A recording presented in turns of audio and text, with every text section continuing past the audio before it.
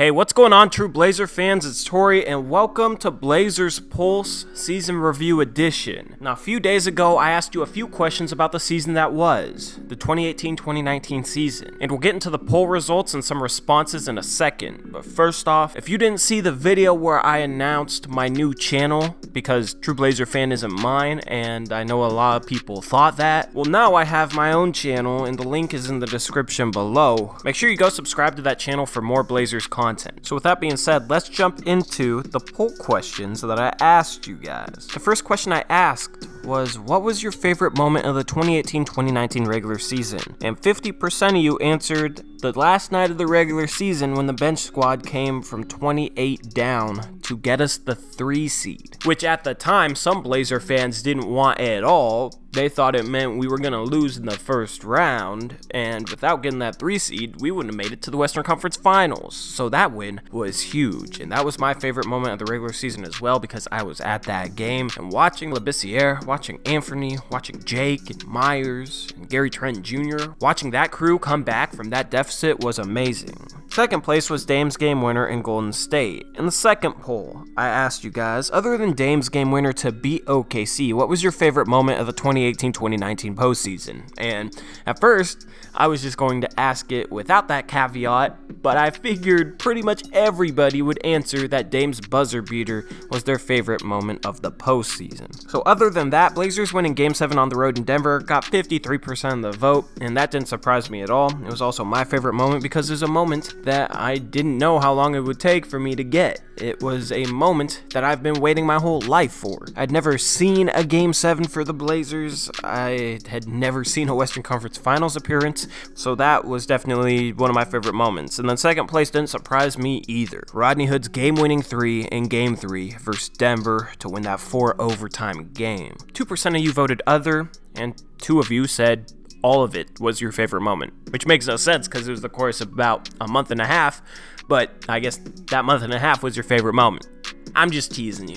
On to question number 3. Who was the most pleasant surprise of the 2018-2019 season? I voted Jake Layman, who was in second place, getting 23% of the vote. 45% of you voted for Jusuf Nurkic. And the reason why Nurkic didn't really surprise me is I feel like everything that he did well on a consistent basis this year, he had shown in flashes or shown in stretches of a few games. So that's why it wasn't really surprising to me that he took that next step. Him being young, him showing this off before.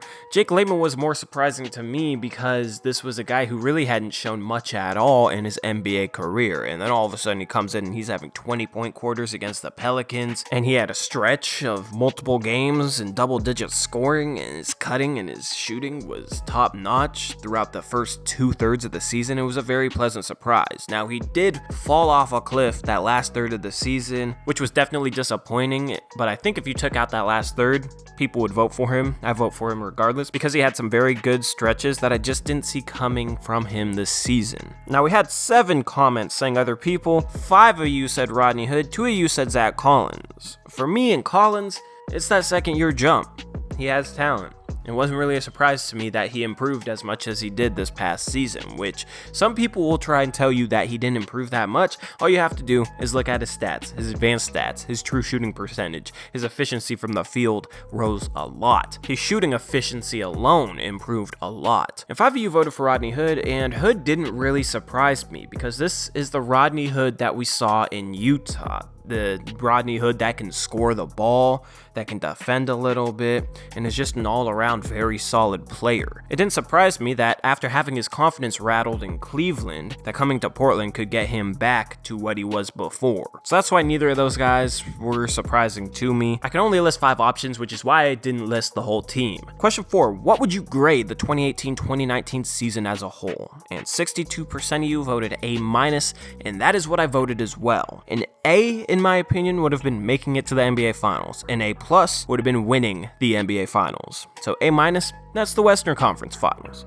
If we only made it to the second round, I'd probably say B, maybe B-. It's what we wanted out of the season, a second round appearance at least, but it's not great. And then if we lost in the first round, that would be a C, maybe a D. That would be bad. So that was my logic behind voting for an A-, and a lot of you shared the same opinion. In total, 90% of you voted A+, A, or A-.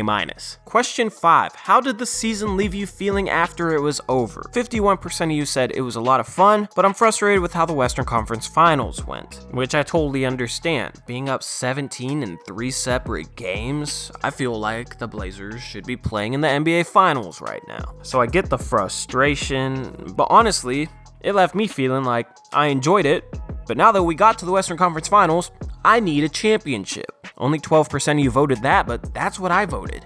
Now we need to take that next step. We need to make that summer upgrade, and we need to push the Golden State Warriors to finally dethrone them in the Western Conference. We need to make an NBA Finals. I want an NBA Finals. I'm thirsty for it. 26% of you voted that was amazing, best season in decades, and I don't disagree with that at all. But now it just left me wanting more. A couple of you referenced that we didn't have Nurkic, so that's why it was so amazing and you weren't frustrated with the Western Conference Finals. And then the last question was just a curious question. And I asked you, when did you subscribe to True Blazer Fan? I was wondering, the people answering these polls, are they the first couple thousand that were subscribed to the channel before I got here? Or is it a bunch of people that subscribed to this channel after I started making content for it? And only 32% of you were here before I joined this platform. The majority of you subscribed 6 months to a year ago. Definitive One said, I put over a year ago, but then I realized I subbed after seeing the Anthony Simons draft breakdown video. And that was one of the first videos I made. That seems like forever ago. It's weird to look back that far and to think about how long I've been making content for True Blazer Fan. So anyway, thank you all for watching this Blazers Pulse episode. I will have new poll questions coming up in the next few days, and that will be the off-season preview edition.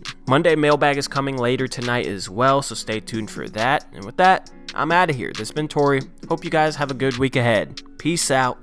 Go Blazers.